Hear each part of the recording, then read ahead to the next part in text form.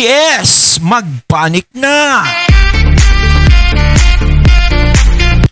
Ayan, syempre itong balitang ating matutunghayan ngayon ay nagmula kay Pinas Balita TV at ito po ang inyong lingkod na si BT na magbibigay ng reaksyon at komento dito sa video na ating matutunghayan ngayon. At huwag na natin pagtagalin at sabay-sabay na nating panoorin ang laman ng video na hatid sa atin ni Pinas Balita TV at bibigyan natin ng reaksyon ang balitang ito. Pasok! Ay huwag mong kalimutan mag-subscribe at pakiclick na din ang notification bell para mas maging updated ka pa lalo sa lahat pa ng bagong videos na i-upload namin. At yun nga mga kapinas, bigyan natin ng reaction opinion itong post ng Hello Pinas. Ayan, syempre bago natin simulan ang video ito, nais ko nga pala magbigay ng credits dito sa boses at video na matutunghayan natin ngayon.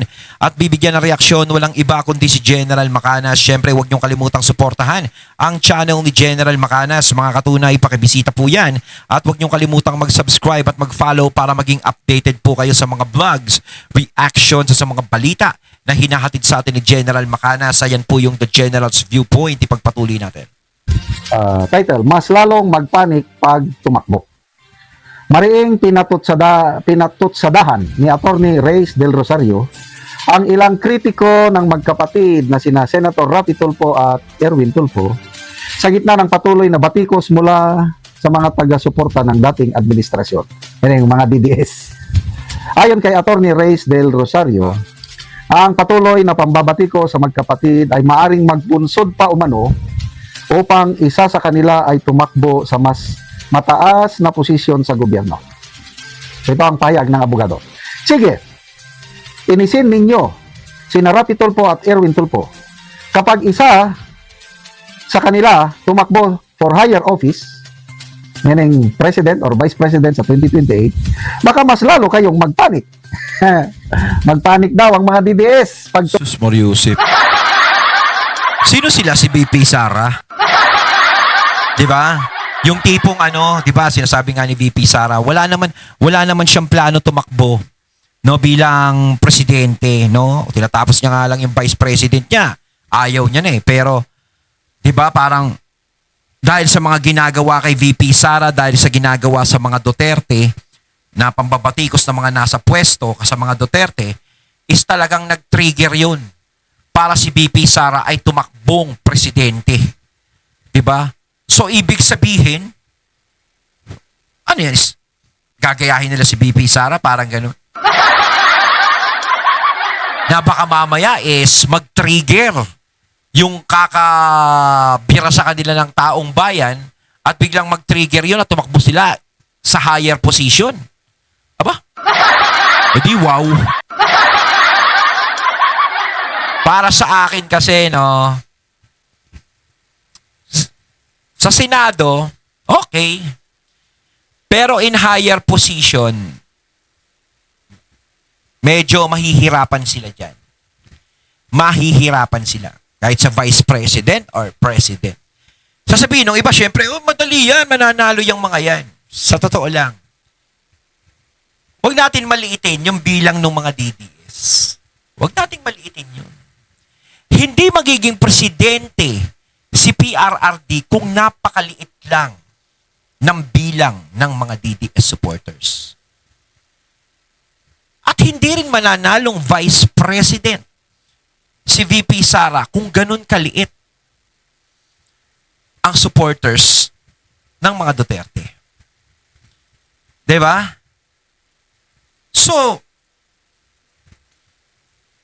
kung sila tatakbo bilang vice president o presidente, hindi ko naman sinasabi na DDS ang magpapanalo sa kanila, hindi. Importante kasi dyan, kung ikaw mas good ka, yung mas wala kang atraso sa lahat, makuha mo lahat ang boto, mas mainam eh. Pero kung hindi mo, yung kalahati, di ba, yung kalahati is merong sinusuportahan, halimbawa mga Duterte, kalahati sumusuporta sa mga Duterte. Yung kalahati sumusuporta sa mga Marcos.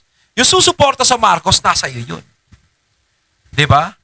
So, kaya ka nanalo, yung mga sumuporta sa mga Marcos, nasa iyo yun.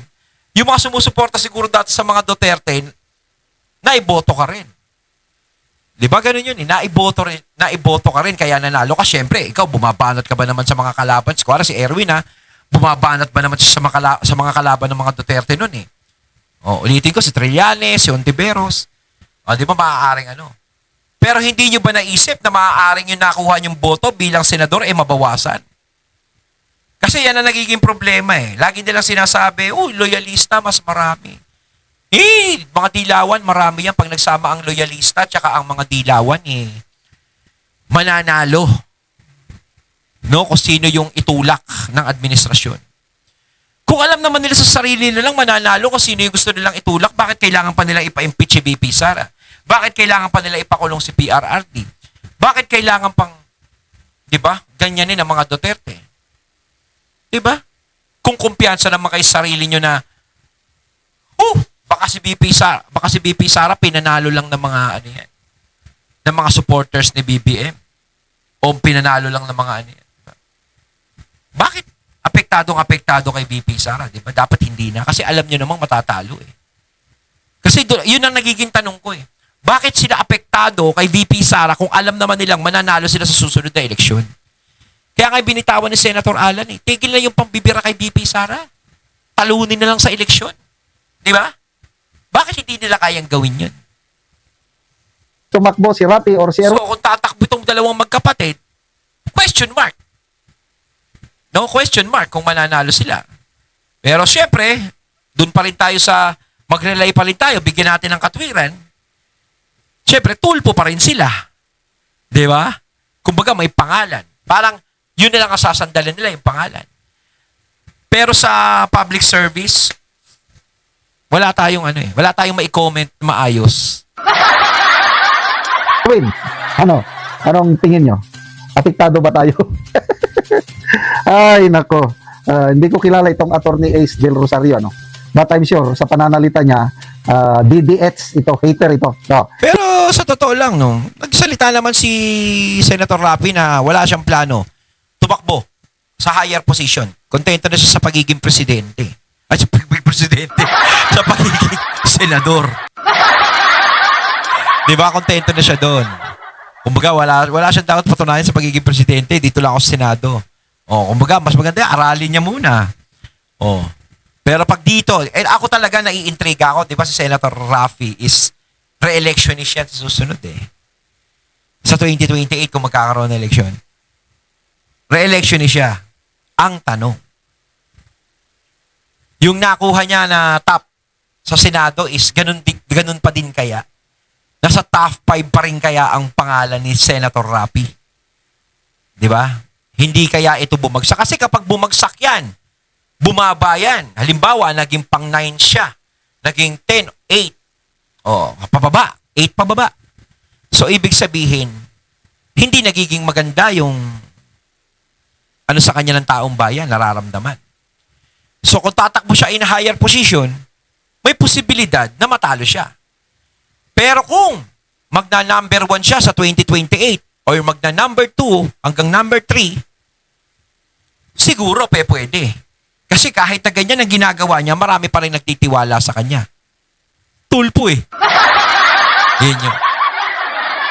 Tingnan natin ang nag-react 200,000 ang nag-react. 190,000 ang tumatawa, 1,600 ang galit. 7,200 lang ang 7,200 lang ang nag-like. 650 ang naglabaw. Basta nasa 92% ang hindi naniniwala dito sa post ng pahayag ng attorney na ito. Wala yun, lang. Ibig sabihin 90% plus ang mga pabor sa DDS. Tsaka yung sinasabi nung na yun, nagsalita na yun, salitang house show lang yun. 90% nagsasabi nga, go on, bring Parang it on. sigurado naman siya sa sinasabi niya na mananalong vice president o presidente yan. Takbo kayo. Sino bang tatakutin ninyo? Kasi mas maganda kung maraming maglaban-laban sa presidential election. Para magkaalaman. Nagpahayag naman si BP Sara. I think nagdeklarar na ng candidacy itong si Hontiveros. May nabasa akong post ni Tigas talaga ng ulo ni Hontiveros Kichu. Yung kanyang akbayan, nag-launch na sila ng campaign for Hontiveros. So, dalawa na yan. So, sino pa? Of course, administration. Siguro naman pag natalo na si Hontiveros, tatahimik na yan. Kung sino man, John Vic o whatsoever. Maganda yung gagawin niya sa poster niya pag tumakbo siyang presidente, si John Vic, nakagano.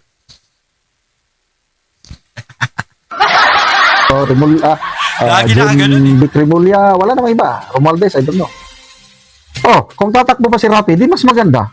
Oh. The more candidates, the better. Hindi, tsaka para talaga magkasubukan. Kasi, di ba, mamaya sabihin nila, nanalo si BP Sara. Oh, may hina namang kalaban mo eh, di ba? O kaya wala kang kalaban eh. O, mas maganda yan, Senator Rapi, takbo siya. Pero sinabi naman ng Senator Rapi, hindi siya tatakbo. Pero kung yung totoo yung sinasabi nung na pag tumakbo yan, is talagang mananalo, yari na mga DDS, subukan, tignan, di ba? Kasi hindi naman pwedeng puro salita lang eh. Kailangan talaga is gawin. Kaya ang sinasabi nga ni General Macanas dito, tama eh. Na para magkaalaman, no, kung sakaling manalo si BP Sara, alam na. 'Di ba? Alam na. Na talagang kung ganong karaming tao ang pwedeng sumuporta sa kanya. Ngayon, kung matatalo si BP Sara sa eleksyon, ibig sabihin, wala talagang tiwala yung mga tao sa kanila. At doon sa nanalo, yun talaga may tiwala. Oh. Ang tanong, kung mangyayari yun. Ay survey na yan nitong, I think, Pulse AC ba o ano? Kung one-on-one lang na labanan, ayan, medyo may dikit ang laban. Kung one-on-one lang. Kaya lang mananalo pa rin si BP. Dikit lang ang laban. Kung naging 3-4, o meron pang makakaliwa pala. I'm sure yung makakaliwa, 2022, meron silang Leo de Guzman. So ngayon din, meron din. Kung tatakbo si Rafi Tulfo, di 5 sila, nako, panalo pa rin si BP Sara. Kaya, anong sinasabi ninyo na Kahit 10 na nila. magpapanik kaming mga DDS? No way. Oh, basta tayo ng mga comments. Wilson Taganilib, patakbuhin nyo para malaman nila pasok sa Inidoro. Correct. Ano pa? Jimmy Lacson, pag nanalo sa matas na posisyon, mas tatas ang tip. Magkano ba yung tip isang gabi? I don't know. Oh. Provincia. Mas tataas ang tip. Mas maraming magsasayaw sa harapan. Ano, sabi niya, flood control. Nakita ko sa video yun ha. Nakita ko lang yung kumakalat na video yun, no? Wala, tahimik ang magkapatid sa flood control. Pero para sa akin, hindi naman masama kasi. Hindi naman masamang maglibang, hindi naman masamang mambabae o gawin nila yung gusto nilang gawin. 'Di ba? Basta hindi nila ginagamit yung pera ng taong bayan. Kung sa sarili pa nilang bulsa yun ang gagaling, wala nang pakialam ang taong bayan diyan eh. Okay lang. Kasi karapatan naman nila yun eh. Kahit magpatumbling-tumbling sila, karapatan nila yun. Kahit sumama pa sila sa mga torohan, karapatan nila yun. 'Di ba? Basta wag lang gagamitin yung pera ng taong bayan. Ang masama diyan, yung pinanggigimik mo, pera ng taong bayan, yun talagang masama. Pero kung hindi pera ng taong bayan, walang dapat pag-usapan doon. Sige, gawin mo, di ba? Parang gano'n. Control, check. Bend the law, check. Bend the girls, check. Bend Tulfo. Leonard, di libit. Kapag nanalo yan, may tig-isang babae. Kada padre, di pamilya. Albert Bakbak, libre mangarap. Tingin nyo, mananalo pa yung mga bumabaloktot sa batas? Correct. Sige lang. Auli Upmood, wala kami pake. Let's see the votes for Manyakol. Malita Boys. Ito Manyakol. Kanina, kahapon ba yun, may lumabas yung mga post. Ito pa lang si Erwin Tulfo, based sa kanyang official records, may 10 anak sa 4 na babae. At sipag ah. tinatanggap niya yan. Nagkamali daw siya nung bata-bata pa siya. At sinusuportahan na lahat niya yung 10 anak sa 4 na magkaibang babae. Tapos nasabay pa ngayon yung issue ng Brave Marines, yung nagdadala ng mga Humingi na nga ng ano yan eh. Humingi na nga ng sorry doon sa sinabi niya mga kukwelyuhan niya raw, di ba? Humingi na siya ng sorry. Siguro nakarating sa kanya, dami nagagalit. Bigla siyang humingi ng sorry nung hinamon siya ni Robin. bilang balita, kundi mga chicks. Ayun, natating nato ngayon ng video na nagmula Pinas Balita TV at syempre nato ngayon natin ang boses at video na yon na binigyan din natin ng reaksyon na nagmula kay General Macanas. Kayo mga katunay, anong masasabi nyo tungkol dito? Comment lang po kayo sa comment box. So once again, I'm BT and I'm out.